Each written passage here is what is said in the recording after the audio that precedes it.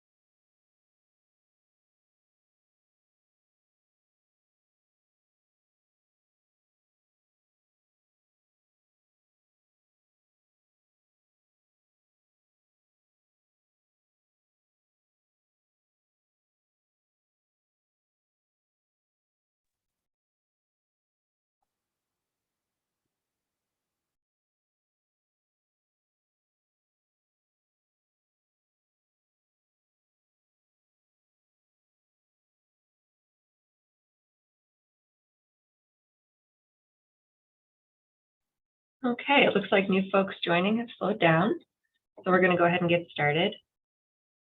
Hello and welcome to the third member hour in our producer series.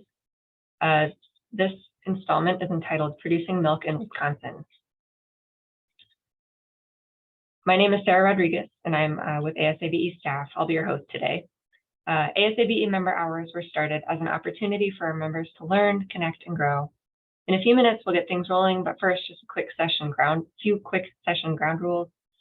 Please do keep your audio on mute during the presentation. If you have any questions, you can either type them into the chat during the presentation, and we will also be opening them up for verbal questions during the question and answer segment.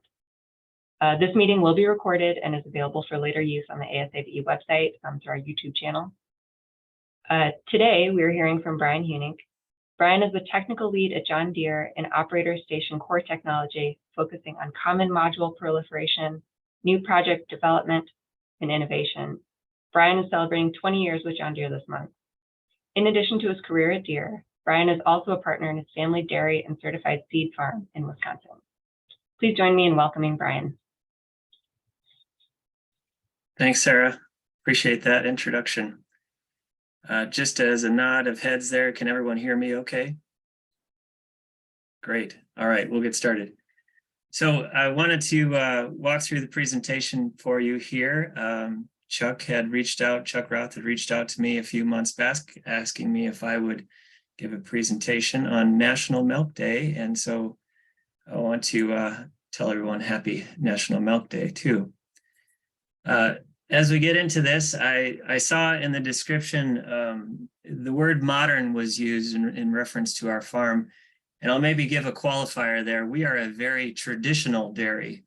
Traditional is in long established system, so that may be a more appropriate statement. So I wanted to poke a little bit fun of myself here too, but we will talk through that as we go through the slides.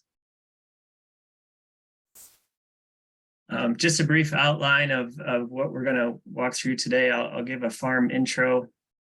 We'll talk about some of the Wisconsin dairy facts, and then I'll get into kind of how our specific farm works, some of our sustainability efforts, and then a bit on dairy profitability and dairy pricing at the end. So my bio, as Sarah mentioned, I went to the University of Wisconsin-Madison, did my undergraduate and graduate degrees in agricultural engineering with a power and machinery emphasis. And I am celebrating on Friday of this week 20 years with John Deere. My current role, as Sarah mentioned, is in the operator station, so it's cabs for all large ag equipment. I've worked on really all parts of the tractor for the most part, 5 series through 9 series John Deere tractors. And as I mentioned, I'm now on a more diverse project, which covers all large agricultural cabs. And then, of course, my qualifications for giving this talk today are that I'm also a dairy farmer. So for my first 9 years at John Deere, I worked out of the Waterloo, Iowa facility, the Product Engineering Center. And for the last 11 years, I have been remote working from the family dairy farm in Wisconsin. So I'm a bit of a early morning, night and weekend warrior when it comes to dairy farming. If you've been around the state of Wisconsin the last few years, you would have seen yard signs like this that are supporting Wisconsin dairy.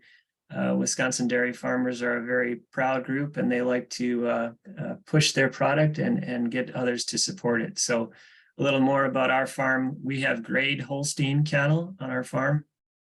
We also sell Wisconsin certified seed, so it's a diversified business in that manner.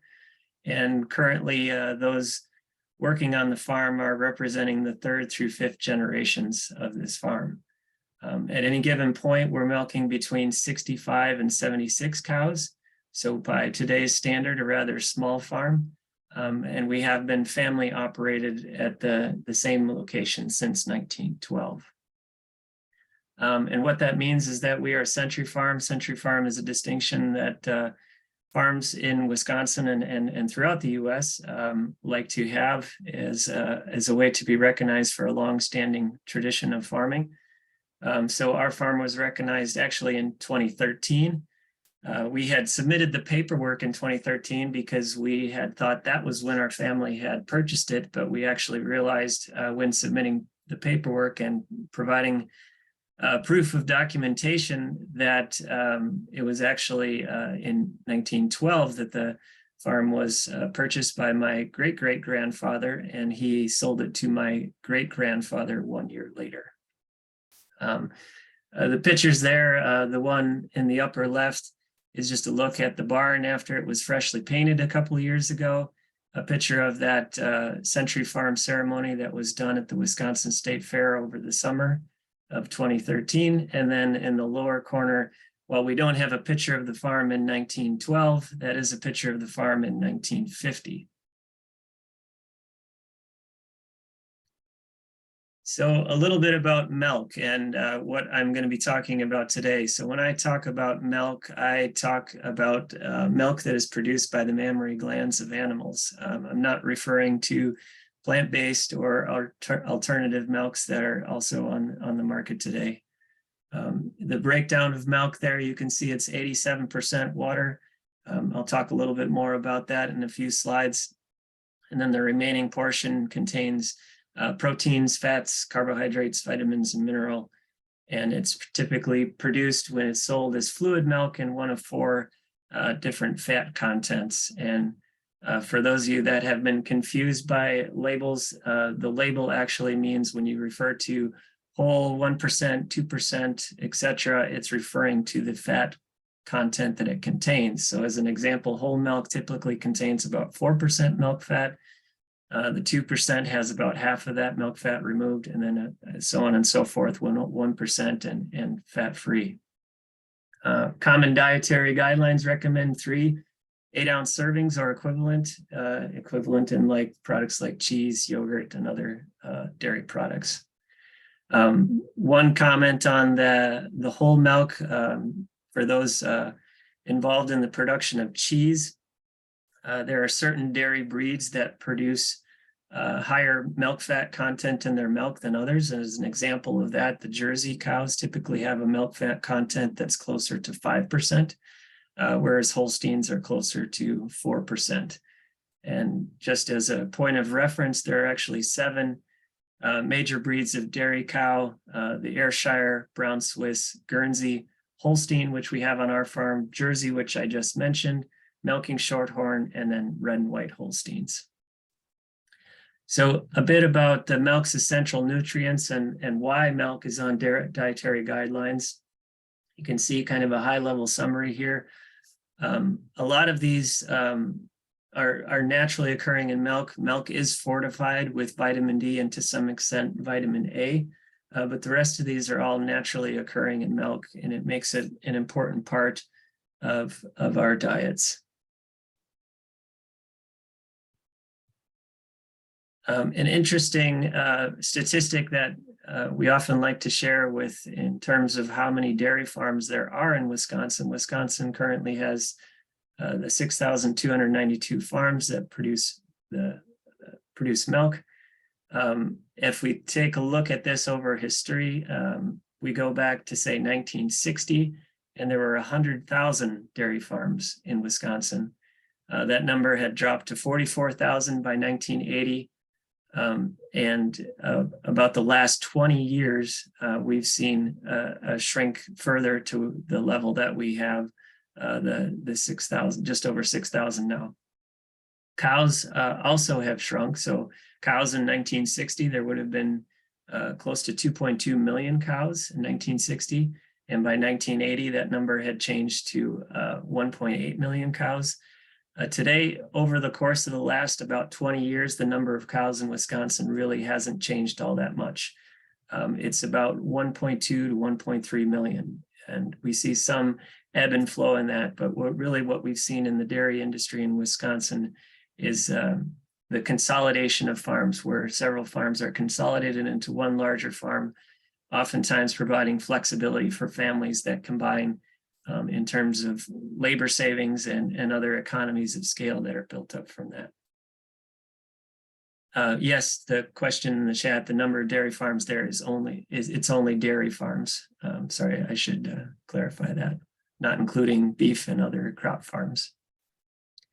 The dairy industry does contribute a significant amount to Wisconsin's economy there. You can see the 45.6 billion.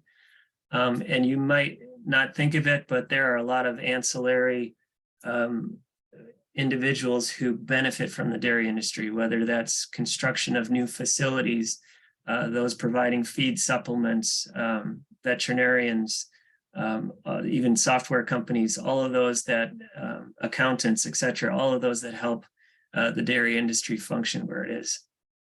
For those of you that are interested, I've always enjoyed, as I travel the country, looking this up when I drink milk in other places. But there's a website there, where's my milk from? You can enter that in, and it will tell you exactly where your milk comes from. So as an example, here in Wisconsin, we've seen our milk come from Ohio. When we buy store-bought milk, we've seen it come from Ohio, Michigan, Indiana, Illinois, kind of all over the Midwest, but it's always something that has fascinated me about how the milk travels and fills the pipeline. This is just a breakdown that I found on the Discover Dairy site, but looking at the total cost of milk and where the costs come from. So you can see about 19% of that is the actual farm cost. The rest goes into transportation, processing, packaging, retail, et cetera, before it gets to the end consumer. A look at milk production by county. I think the number is there's only 4 counties, some of those upper counties at the top of your screen where there aren't dairy farms, but otherwise the rest of the state is pretty well populated by dairy farms. And you can see, despite those numbers that I mentioned earlier about the constriction of the number of farms, number of dairy farms, and also the number of cows in the state, you can see milk production continues to increase year over year. A lot of that has to do with how we feed the cows, cow comfort, these type of things that we've all progressed over the years in developing ways that we can better accommodate the cows' diet and other needs in order to get them more productive and produce more. Just a summary there in that chart in the middle, and I realize this is a busy slide. The next one is too, but I wanted to give you a few numbers here to kind of give you a feel. You could see again about 1.2 million cows there, and you can see the milk production. Our farm in particular tends to be a little bit under the state average. We're typically between the 22 to 24,000 pound range, and I'll talk a little bit more about that in the coming slides as well. A few more of the milk stats. So just to give you an idea, milk prices do vary month to month. So you can kind of see in the chart there in the lower left that we see some fluctuation in the price over the course of the year. 2021 in this case was a relatively stable year. We have seen larger fluctuations in milk prices beyond that. And then you can also see kind of over the year term there at the bottom center, milk prices, and this is price paid to the farmer, by the way, will fluctuate year over year as well, with some years being high, some years being low. And we'll talk a little bit more about that when I get to the bit about dairy profitability. To give you an idea of where Wisconsin ranks in the larger dairy picture there, the chart at the upper right, kind of gives you a breakdown of some various milk products and where Wisconsin lies within the production there. The milk production overall, California is the largest milk producing state and has been for quite a few years, with Wisconsin leading in some other categories. But you can see kind of the flip-flop between California and Wisconsin in a lot of those metrics. Wisconsin cheese is available in 98% of US grocery stores, and an interesting statistic about that is about 90% of Wisconsin's milk is made into cheese, and 90% of that cheese is sold outside of Wisconsin. To give you an example of overall, like within the US, if you take each week, approximately 1 day's worth of milk is exported beyond the US. So there is an export market as well outside of the US for US milk produced. And despite all of that cheese leaving Wisconsin, Wisconsinites on average spend about 3 times the national average on cheese. And it takes 2.4 gallons of milk to make 1 pound of butter. You can see takes about 1.16 gallons of milk to make 1 pound of cheese. A gallon of milk makes approximately a gallon of yogurt. 1.4 gallons of milk produce 1 gallon of ice cream. And if you're wondering what that other 10% of the milk in Wisconsin is going for, the next biggest chunk of that is 9% goes into the production of ice cream. Even some of the byproducts of the cheese production process are used. Whey is one that is typically referenced, and so whey is essentially what's left over after you're making cheese. There's a number of different uses for it. Protein supplements is one of the main ones. Energy drinks, the lactose within whey can be extracted as a sweetener, or you can boil down the whey itself to make ricotta cheese. The strangest use that I've ever heard of for the whey is actually applying it to aging concrete. Apparently, the whey protein is as restorative on aging concrete as it is on our muscles. So a few fun facts for you there.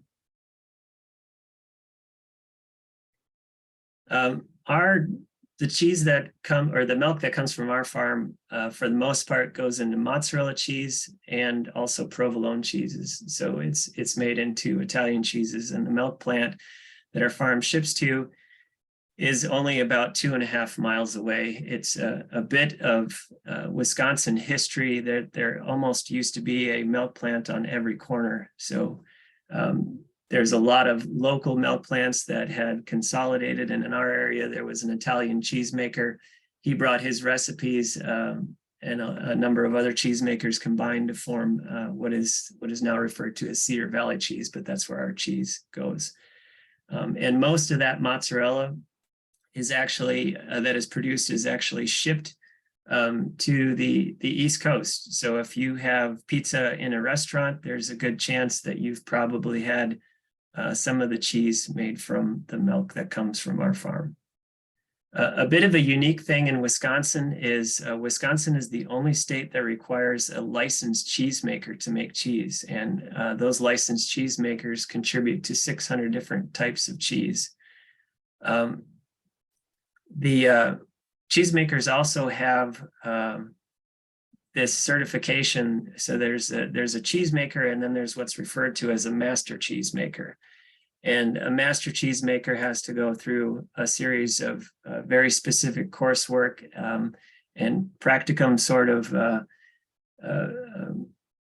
study to make sure that they are certified as a master cheesemaker. And master cheesemakers also tend to be multi-generational, with some of those master cheesemakers being in the 4th generation.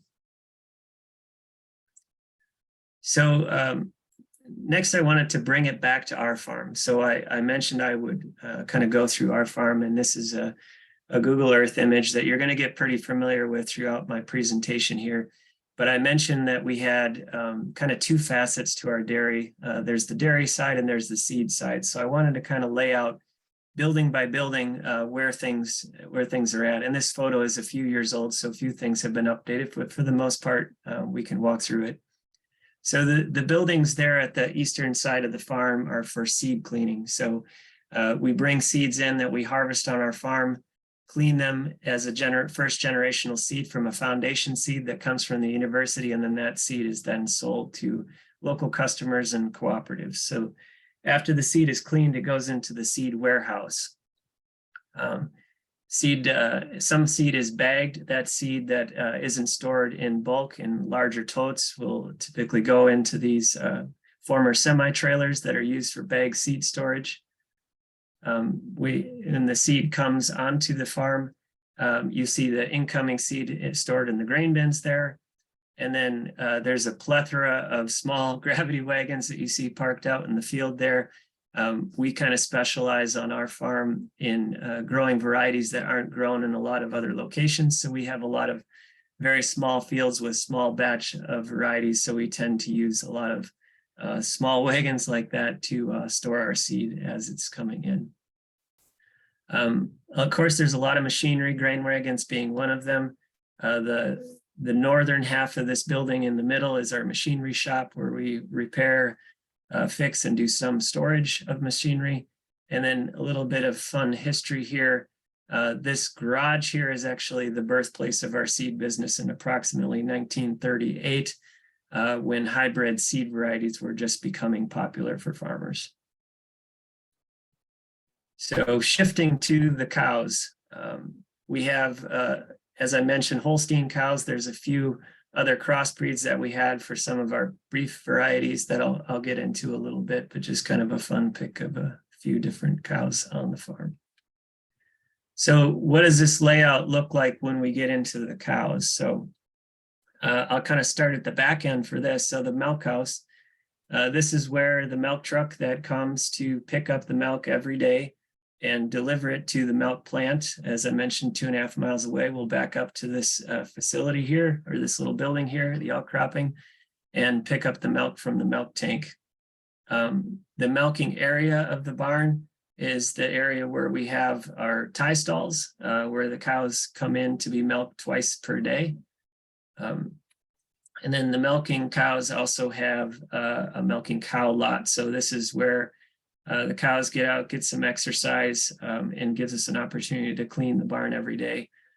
Cows will be in this milking cow lot area anywhere from 4 hours today and, really inclement weather to more like 12 to 16 hours a day when the weather is much more favorable. And then each of these areas is fenced off as kind of an east pasture and a west pasture for the cows to go. And then, of course, everyone knows the byproduct of cows is also manure. So there's a manure storage area that's fenced off there in the middle. That gives us the opportunity to seasonally apply our manure when field conditions are appropriate for that. So we talked a bit about kind of the cow layout, and I'll get into kind of where feed is stored in a upcoming slide. But I wanted to talk a little bit about milk cow feeding. And there's kind of two different ways that cows are fed, component feeding and TMR feeding. I would say component feeding is a very traditional and older method, and it's about somewhere less than 20% of farms are still component feeding. What that means is you essentially cater the diet to each individual cow, as opposed to TMR, which is referred to stands for total mixed ration. There's benefits of each system. TMR is also probably linked to a higher production quantity. The big advantage of TMR is that you take all of the different feed, even maybe the portions that are good for the cow, but they maybe don't favor, and you mix it all together so there's no sorting of those key ingredients, those vitamins and minerals, and maybe other things that they might otherwise try to sort out. Component feeding relies on milk testing of each individual cow and essentially creating a prescription of diet for that individual cow so you can cater that amount. So in general, this is kind of a look at how we feed our cows. As I mentioned, that prescriptive type thing will change individual ingredients. Like as an example, the ground corn on the second line might be lower for a lower producing cow and higher for a higher producing cow. Another one is the 1 second from the bottom there, you see the ground protein. That's another one. If you have a lower producing cow, you might only have a pound of protein per day for that cow, versus a high producing cow, maybe closer to 10 or 12 pounds of protein every day. We feed in different locations. Some of this is fed inside. There's a good reason I have the shovel there, because a lot of, as my dad calls it, feeding is done with the Armstrong method. So it's, scooping it up with the shovel and distributing it to each individual cow. And as I mentioned, each cow has that kind of prescription that gives them an idea, gives the feeder an idea of how much feed to give each cow. So the hay fed in the barn tends to be first crop hay, and outside tends to be the third or fourth crop hay when looking at the small squares versus the large bales. Part of the reason we feed that first crop hay in the barn is just as a digestive aid to help the cows, because they're getting that ground corn and ground protein inside. So we want to have something that balances that out. We target a relative feed value of 150 on all our hay. So in terms of spring timing, what that means is sometimes hay harvest has to come before planting of, say, corn or soybeans or other crops. And so we've prioritized getting that good feed value on that hay crop, because we use that year round, and we miss it by a couple of weeks, we can significantly change the value of the feed that we're feeding to our cows. We meet with a dairy nutritionist every 2 weeks to update based on feed samples, because there is some variability in the feed as we feed it out, collect new samples, and update that prescription and amount as necessary. So you can kind of see the theme here of a lot of eating that the cows do. They also do a lot of resting. So cows will rest on average 14 hours every day. So back to our common slide here, I'm going to kind of walk through where the feed and bedding are stored that we use. So we use the straw bedding in the barn, and the feed, I kind of mentioned the variety there, but you'll kind of see how the farm is laid out. So the second floor of the barn, the east half of the barn, has a traditional kind of first floor, second floor, first floor being the milking area, second floor being storage. We store our small square bales of hay there. We have haylage in our, I'm getting ahead of myself. We have large square hay and storage, hay and straw storage on the south end of that same machinery building. So those are all done in large squares and then are used for either bedding for our heifers or also bedding for our cows, and then feed for the cows as they are outdoors. The haylage goes into the south silo. You can see kind of the two main silos there. There's also a small silo, which we don't use anymore, but it's more decorative, so to speak, from the farm landscape. We also have tube wrapped round bales. So what this is it gives us the opportunity to harvest hay at different timing. So one of the things that's always a challenge on a dairy farm is when you have hay cut down and you want to maximize that feed crop, and all of a sudden there's a surprise storm coming. So there are different options that we can do. If we can't get to a fully dried down hay that could run, say, 12 to 22% moisture, there's another window of opportunity that we have with tube wrap bales between 30 and 50% moisture. And then our haylage would be kind of above that, something in the 45 to 55% moisture. So there's different windows of opportunity that we have to get that crop harvested and in a timely fashion. The west end of that second floor area is used to store our small square bales of straw that's used for the bedding inside the barn. We also have large square bales of straw that we wrap. And you may be wondering why we wrap these. Oftentimes wrap feed is for something that you want to ferment, but it also works well as a storage method to save your shed space for other uses. So we do wrap dry square bales, large square bales of straw to store them outdoors. We also have some large square straw storage in the north end of our heifer and dry cow building. Corn silage in the north silo. And then we also have an egg bag of corn silage that's used to replenish that silo when we get into the spring. Part of the reason for the seed business is a kind of symbiotic relationship that we have between the dairy and the seed business. It gives us an opportunity to rotate crops, and then we also have the opportunity to use the byproduct, their cleanings of the grain, as a feed source for the cows. So that is mixed into that ground corn meal as well. The ground corn meal is stored in a bin adjacent the barn along with the ground soy meal. So this kind of completes the storage of our both feed stocks and bedding stocks. The next slide here is a bit on milking cow prep. So as we get into milking the cows, we have a set procedure that everyone follows.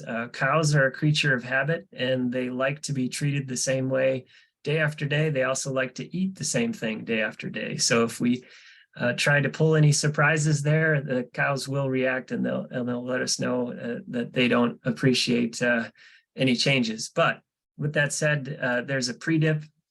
The pre-dip contains lactic and other acids, along with a catalyst that aid in reducing the spread of any microorganisms that could cause mastitis or any other type infections. It also contains lanolin, similar to a lot of personal care products and cosmetics. And that helps to kind of soften the teat and take care of the skin of the teat between milkings. So we pre-dip, we wait 30 seconds. We wipe off for 30 seconds to stimulate the oxytocin, which helps to provide the milk letdown, so the cow releases her milk. Wait approximately 90 seconds to complete that process, milk the cows, and then hopefully within about 90 seconds of the completion of milking, we post-dip to protect that teat until the next milking. So the milking itself is accomplished in the main barn in that milking area that I kind of had pointed out. This is kind of a journey from the milk from the cow to the tank. Obviously, the milker unit attached to the udder here, a set of hoses. Two of these hoses control kind of all the functions of the milker. So as we go from the milking unit down to the claw down here, there are two vacuum lines that oscillate. So the cow is milked essentially in an oscillating manner from one side to the other. The other line brings the milk that's coming from the udder up to the pipeline. And then as you continue from the milk unit to the pipeline, there is a hose there that contains both the electronics and the vacuum line. And then in addition, the milk then that goes into the gravity flow stainless steel pipeline that comes back to the milk house. You can kind of continue on here and see that same pipeline as it continues to the milk house. Milk comes into the milk house, collects in this glass jar you see here. After it fills up to a certain level, it is triggered to pump out with a pump. It pumps up and over and into the bulk tank, where it is cooled down and stored at 38 degrees Fahrenheit until the milk truck comes to haul it away. Milk on the farm is sampled before it leaves the farm. It's tested every day for antibiotics, protein level, milk fat, and then every 3 to 4 days for milk urea nitrogen. Milk urea nitrogen happens to be an indication of protein levels, so we can make adjustments to our feeding schedule based on those numbers that we receive back. So those kind of 3 component levels help us to establish that. So any milk that is found to be contaminated never leaves the farm. And if it does go beyond the farm, it has to be dumped wherever it is discovered in the process, whether that be a full milk tanker, even a milk silo. There's zero tolerance for any contamination of milk within the system. So back to our farm layout again, this time for our calves, heifers, and our beef. So we have maternity pens on the west end of the barn, just beyond the milking area. That's where calves are typically born. Those calves then are put in the outdoor hutches, where they are raised until they're approximately 3 months of age. At 3 to 5 months of age, they're either brought into this small barn adjacent to the silo, or a pen on the west end of the barn. And then they graduate through a couple different pens before they are finally, at about 15 months of age, brought out into the area with the rest of our heifers, some beef steers, and the dry cows. So calves are raised on our farm. We raise them in the calf tail hutches. It's a year-round type of thing. The hutches are adjustable. They have vents at the top. The bedding packs that we have keep the calves warm even throughout the middle of winter, and we keep a large layer of straw in there so they can nestle in the straw even in the cold weather. All of our cows are artificially inseminated, and we have whole herd vet checks that occur every 2 weeks. This is where any non-urgent cow health issues are addressed, and pregnancy checks are completed. Give you an idea of what a calf is fed. This would be a calf before weaning. Calves are fed approximately 2 quarts of milk replacer twice a day at birth, and moves up to about 4 quarts 2 times a day by the time they're weaned. A calf starter grain is a high protein grain that they are fed starting at about 1 week in a small amount, and then you gradually work it up to the time of weaning. The same with hay. It's just a small amount of free choice hay just to get the rumen development that we want as that calf transitions off of milk. So chores on our farm, it's a family affair. So we have my parents that help us, my wife and I, along with our kids. In addition, we have a full-time employee and then 2 part-time students that help us out. It's a 24/7, 365 type of activity. There's a lot of things to do on a daily basis. And then in addition to that, we have seasonal chores that we complete related to harvesting and crops and that type of thing. So a bit about the crops that we grow on our farm. So you can kind of see the crops here. And then what they're used for in parentheses behind it. So as you can see, some of these crops go into the feed for the cows, and others do not. Some of them are used just within our seed business or for cover crops and that type of thing. In addition to these main crops, another main crop is alfalfa. I'll mention that in the next slide. They have a big place in our feed ration, as you saw earlier. We also grow triticale as a cover crop and a feed source, and about 15 other multi-species varieties of cover crops. So a bit on the hay. So hay is usually pure alfalfa or an alfalfa mixed with a brome or orchard grass. We try to do 3 to 4 cuttings per year, sometimes 5, but that's usually the exception to the norm. The first crop tends to be used for silage, and as I mentioned earlier, the small square bales fed in the barn.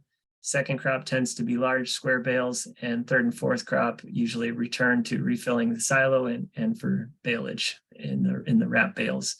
And an alfalfa stand or alfalfa grass stand is typically kept for about 3 to 4 years.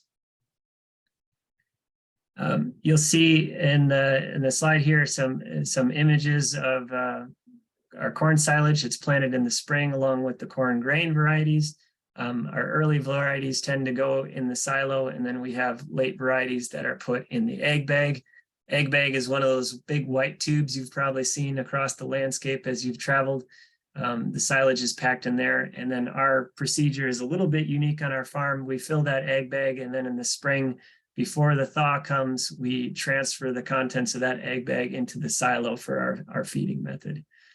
And for those of you that are looking closely, this is a picture here that one of my sons had done, and you could tell I was working on lighting at the time, because I've never seen this many amber warning lights throughout a tractor forage harvester combination. I'm sure it far exceed the ASABE S279 standards. A bit on regenerative agriculture. So you can kind of see in some of the photos here, some equipment that maybe is a little bit unique to our farm. So one of the things that we've started to do in the past, I would say 4 to 5 years, is really get serious about regenerative agriculture. And what that is it's really about keeping green cover in place on the ground year round. It tends to be a no-till system, or at least a minimum till system. So the part of the reason for this is we're really aiming to replenish our soil organic matter and biodiversity. The organic matter helps to prevent water runoff and also increases the water holding capacity of the soil. So when we have a big rain event, more of that water is retained in the soil and is available for the crops at a later point during the growing season.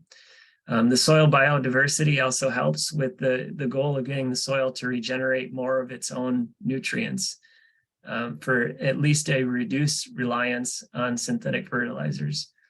Perhaps you've heard the term mycorrhizal fungi. From a high level, these live in a two-way relationship with plants, can help to unlock water uptake and break down organic nutrients in the soil that plants would not be able to break down on their own. And then in exchange, plants provide photosynthesized sugars back to the mycorrhizal fungi. But that's part of the biodiversity that we're trying to create. So the images here, you can kind of see it's a bit about planting into a green stand. So this is in the spring, planting soybeans. This is kind of the look out the front of the cab as we were planting. You're planting right into this tall ryegrass. You come back after the soybeans, in this case, have emerged from the ground, and you come with this roller. This is a crimping roller. Drive right back over that same rye, which is now much more mature and tall, and you lay it down into this weed mat. That resulting weed mat can help us to reduce our reliance on other herbicides and that type of thing that would normally be sprayed on the field. So this is kind of a pullback view looking down on the ground, and you can kind of see that ryegrass here that's been terminated is forming this healthy weed mat on the ground, and this is the resulting bean stand. So the goal here is really to suppress the noxious weeds that might not always be controlled with normal spraying methods, and to provide a more biodiverse way. So all of this rye then accumulates and it creates an organic matter layer that will then be used in subsequent years. So now I'm going to make an attempt at kind of jumping off the deep end. So milk pricing is something that is very complicated, and I'm going to give you enough here just to tease you. But the premise here is just to show you that this is not a straightforward way in the way that farmers are paid and how milk is priced in the U.S. So I've heard this several times from many farmers, but there's an old saying that there's only 5 people in the world that know how milk is priced in the U.S. and 4 of them are dead. So this is, like I said, kind of a model that has evolved over time and is quite complex. So the Federal Milk Marketing Order model represents how the milk is priced in the US. So we have these pooled orders, and within these pooled orders, there is a price stabilization that is granted for customers, because part of the challenge or part of the premise of this is that these different classes of milk that you can see here on the right, these classes of milk all have a different price associated with them. So class 1 pricing is typically the highest, and then other classes are lower than that. The reason for class 1 pricing being higher is it's considered a more stable market, at least historically. In recent years, fluid milk drinking has decreased, but that model was there for that reason. And then you can kind of see at the chart in the upper right, all the different directions and arrows. So as an example, the protein value that comes from the purchase of cheese helps to establish the class 3 price, which also feeds into the class 1 price. So there's this kind of progression from the particular commodities that we're looking at there at the left, all the way over into the farm. And then each week, dairy manufacturers report the value and volume of their products to the USDA. As an example, butter, cheddar cheese, non-fat dry milk, and dry whey prices are what's reported. Those prices are used to determine a 2-week and monthly average. Those 2-week prices are used to determine advanced pricing indexes. And then the monthly values that also come from that determine the component and classified value. The classified value then is used to determine revenue sharing pools and determine regulated milk price. The USDA's annual agricultural marketing service helps to kind of gather all this information and distribute it so that the pricing models can be achieved. So when you think of how prices are reported, it's on large scale volumes or large scale purchases. So we're talking about 40-pound blocks or 500-pound barrels of cheese or other products. So this is large movements of on a wholesale basis. So the class 1 and class 2 prices, as I mentioned on the previous slide, they're inputted into this formula and announced on the 23rd of the preceding month. So December 22 is when the class 1 and class 2 prices were set. And then the for January 2023.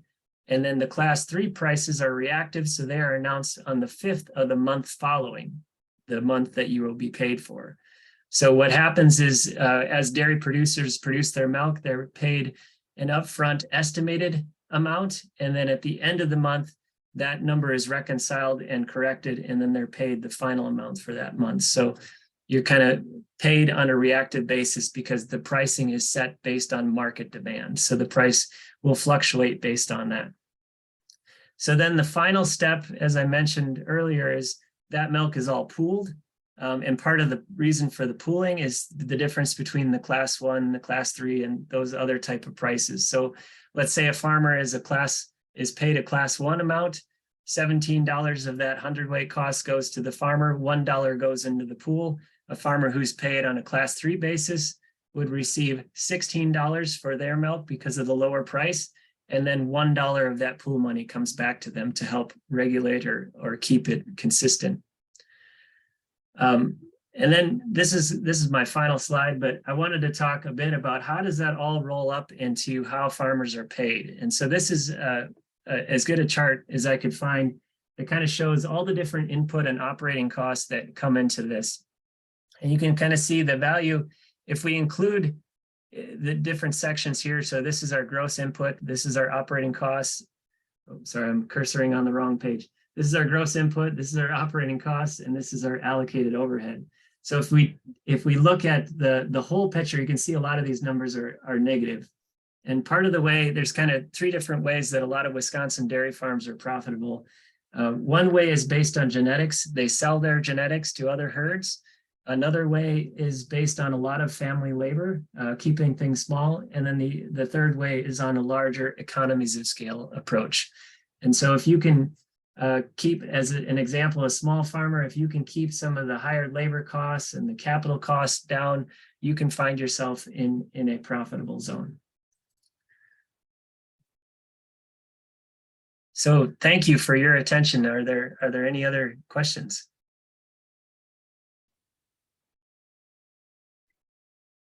Looks like we've got a few in the chat.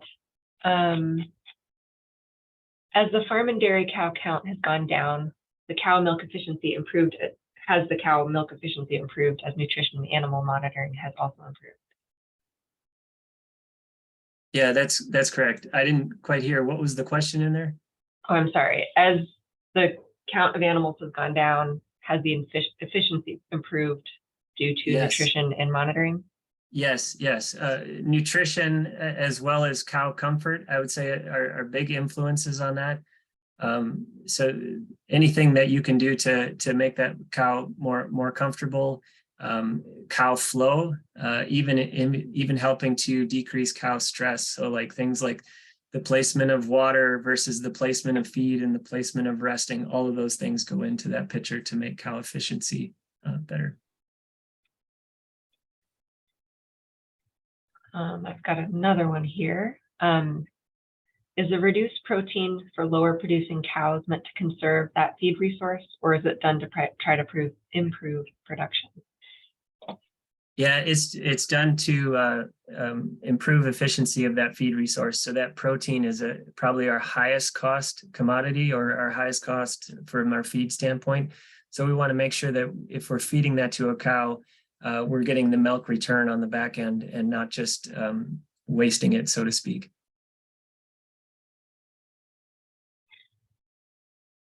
Here's another one. What precautions do you take to minimize fire risk of storing large square bales of hay? We try to keep the moisture. As I mentioned, we've got a few different ways that we can store large square bales. So one of the ways is in a dry format. So we make sure that the hay is adequately dried. There's also our particular baler has a propionic acid applier on it, so we can use that if we're in a questionable zone. That will help stabilize the hay and prevent it from starting a fire. The other option is to switch to using it as a baleage. So if we're above 30%, we can bale it and wrap it, and then that added moisture helps to break down the hay into a more digestible format.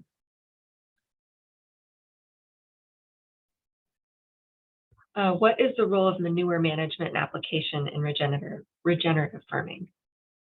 Yeah, so we're using the manure within the regenerative farming model as one of our inputs, so as an organic fertilizer. So that's a very important part of it.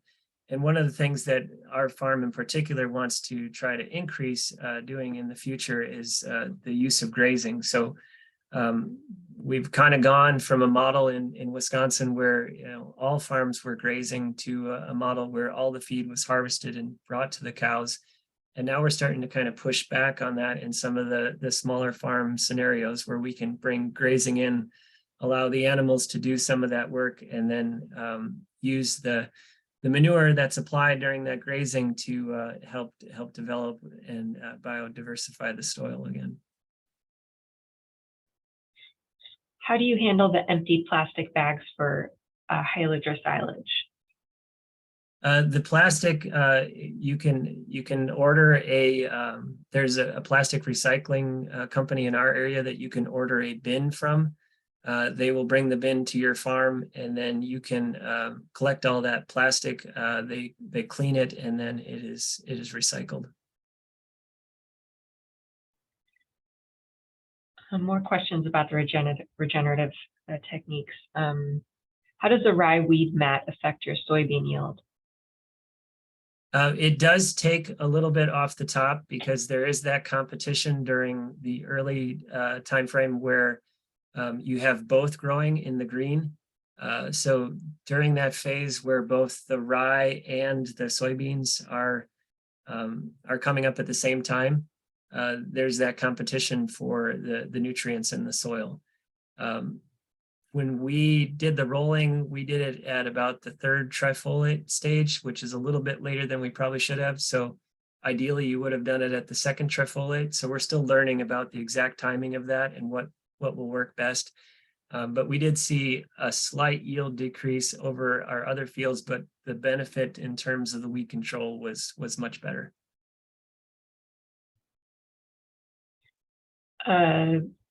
This person says, I assume the weed mat would not work with corn plants at an early stage. Well, we're going to be trying that this year. So that's that. I'm told that it also works pretty well. We've not tried it on our farm, but we have some neighbors who did try it last year, and they had pretty good results. The corn plants, if you get them inside of like the V3 stage, they are very resilient. They can be run over and knocked down and still pop back up.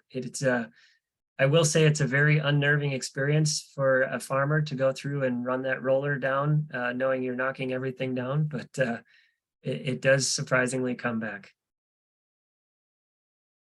James, it looks like you've got your hand up. Do you want to ask your question? Yeah. So speaking of the roller, it looks like you're doing a roller crimper. Have you guys tried to do that before planting? So planting into the weed mat rather than creating the weed map on top of it? Before we had the roller crimper, we just had a fluted, I guess you call it crusher, and we had tried that as we were very early on in experimentation. It didn't work that well because the flutes of the roller were in the direction of travel as opposed to being transverse to the direction of travel. And, you really need to have that crimping. I suppose it could work, but really the reason that we did it in the stages that we did is that you'd have to wait a lot longer for that rye to be at a point where it would terminate when crimping. So the first time we tried the crimping, we actually went out, did the crimping at what we thought was the right stage, and we went back to the field a week later and all the rye had popped back up. We were too early. So you have to wait essentially antithesis to when seed pods are produced or formed. Okay. And then I guess a follow-up to that, and maybe I missed this, but it seems like you're using a lot of practices that would lend yourself to be organic certified. You guys aren't organic certified though, correct? No, we are not at this time. So we still rely on synthetic fertilizers, and we do produce both conventional and GMO crops on our farm. Do you intend to go organic? I don't know that we have any sort of plan to go organic. I guess we're trying to really focus on the regenerative nature of it, doing things that are best for the farm, best for the land, and something that's sustainable over the long term. I don't know that I see organic necessarily within that, but there are some that we're collaborating with to do this work that are organic. So it's really kind of a preference one farm to the next, but we don't anticipate going organic.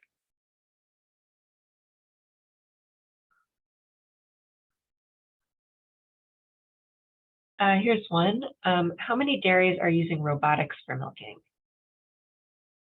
And it's becoming more and more popular. In our area, we have several farms within our county that have switched over to robotics. I've definitely toyed with the idea of going into robotics. It's a bit of an investment, and so in order to do that, we would have to increase our cow numbers.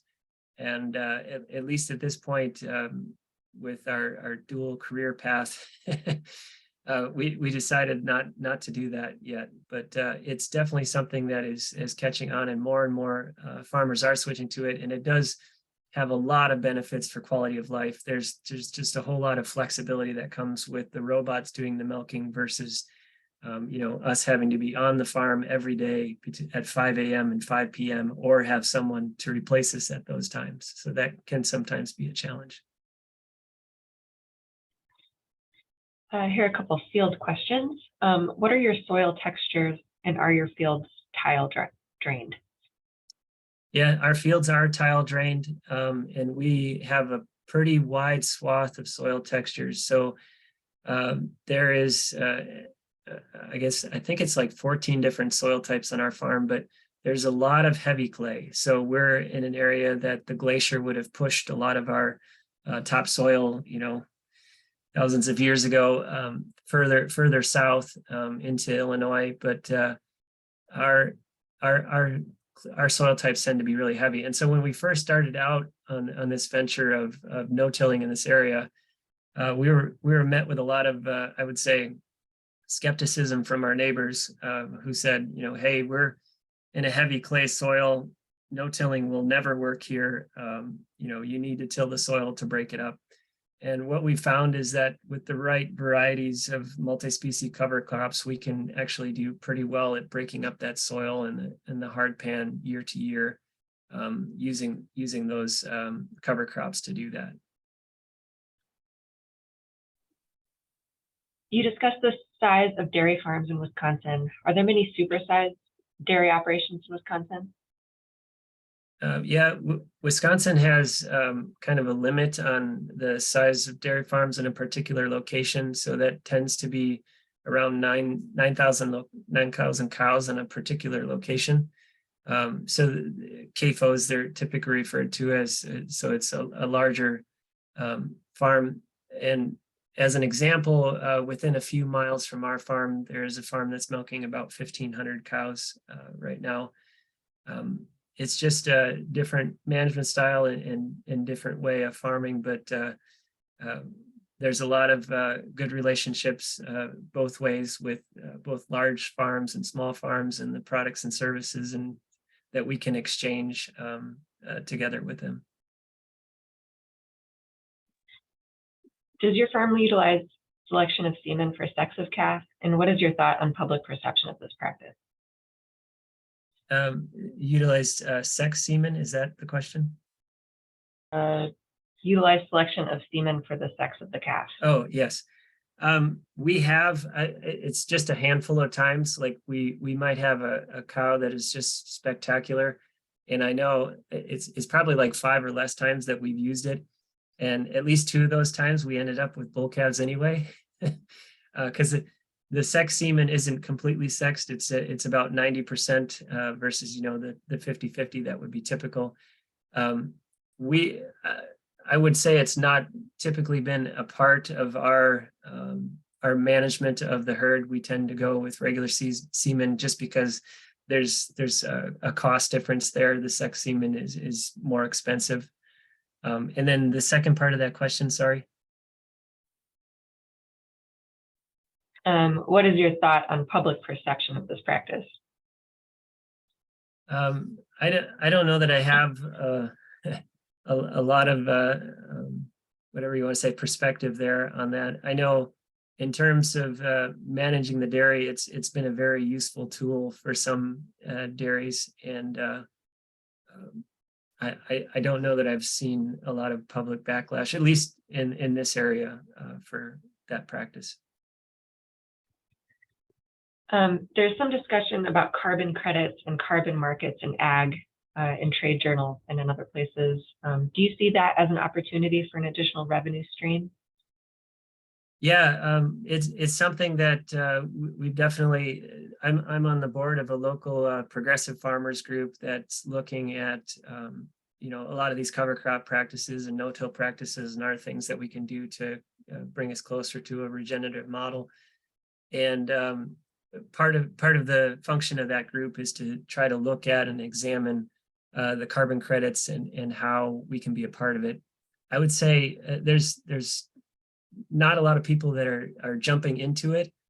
The folks that I've seen using it tend to have I don't know, their probably biggest optimism or the biggest concern is around the contracts that are tied to that. So how long we have to do it, what the payout is, and then how things are terminated and that type of thing. So I think it's something that will definitely be another revenue stream in the future, but it's not as well formed, I think, yet to be mainstream. Could you foresee a system in which you market your milk as regenerative and receive a higher price? Yeah, that's a good point. So the dairy that we're a part of, as I mentioned, they sell the cheese all over the U.S. And one of the things that they have as part of their program is regular farm inspections. And as part of that farm inspections, they're providing an assurance to their customers that purchase the cheese that all animals within the producer group are treated well. And so they are able to command a premium for doing those inspections and having that as part of the agreement. So yeah, I definitely see that there would be a possibility of regenerative being a label that could be used to help diversify or provide a niche market for the milk. And this looks like this is the last question in the chat. Okay. Have you considered anaerobic digestion and handle manure and produce RNG? Yeah, I mean, I would love to do that. The challenge there is the investment. It is an enormous investment, and sometimes does not have a payoff, especially for a farm our size. If we were on, say, our neighbors that have the 1,500 cows, yeah, definitely there could be some real revenue streams that could help reduce the energy costs for the farm, and then also provide a way to capture and control the methane release from the manure. Another one just popped up here. Farm safety has to be a big consideration for a family with young children. Are your kids eager to lend a hand with tasks, and how do you and Jill delegate responsibility? Yeah, they're willing is maybe a debatable term in terms of their participation. Sometimes it requires some coercion on our part to help them realize that chores are good for them. But yeah, they are involved in our dairy. They do everything from feeding calves to running some of the equipment. And yeah, farm safety is a big concern. As the kids get older, they're enrolled in a farm safety course that's done by the local extension, where they learn proper operation of equipment and kind of how to maintain equipment, how to safely operate things. And we try to provide tasks that are age appropriate. So we don't require our young children to go into pens with animals and push animals around or anything like that. So there's a lot of learning and a lot of continual reminders and, hey, don't do that, that's not safe, and here's why. Those type of discussions are just woven into the day-to-day lives that we have on the farm. And here's another one. Do you have broadband high-speed internet in your area? I wish we had better internet in our area. Obviously, it's enough to do this talk today, but we actually receive our internet through a radio transmitter that is mounted on the top of the silo. This particular one doesn't have it, but if you see my cursor there, we have a receiver that's mounted on the top of the silo. That points to the water tower in the local community, and then there's a fiber optic that goes to that water tower, and then we receive our internet via that radio transmission. The problem with that is we're limited to about 15 megabits down per second, and I think it's like 5 up. So in terms of like what some of our in-city friends have for internet speeds, we're in the stone ages there, but it's enough to be functional. We'd love to have other options. Okay, well, it looks like we have reached the end of the questions. Any other questions from the group? Great. Well, thank you so much, Brian. This was a wonderful, informative presentation. You're welcome. As mentioned before, we'll record this and post it on our YouTube for anyone who'd like to share or review. So if you'd all please join me in thanking Brian. Thanks so much. And keep an eye on our website. We'll post for the next member hour, probably in the coming weeks. Thank you, Brian. Great job. Thank you all. Thanks, Brian. This was great. You're welcome. Have a great day. Yep. Nice work, Brian. Thank you. Thanks.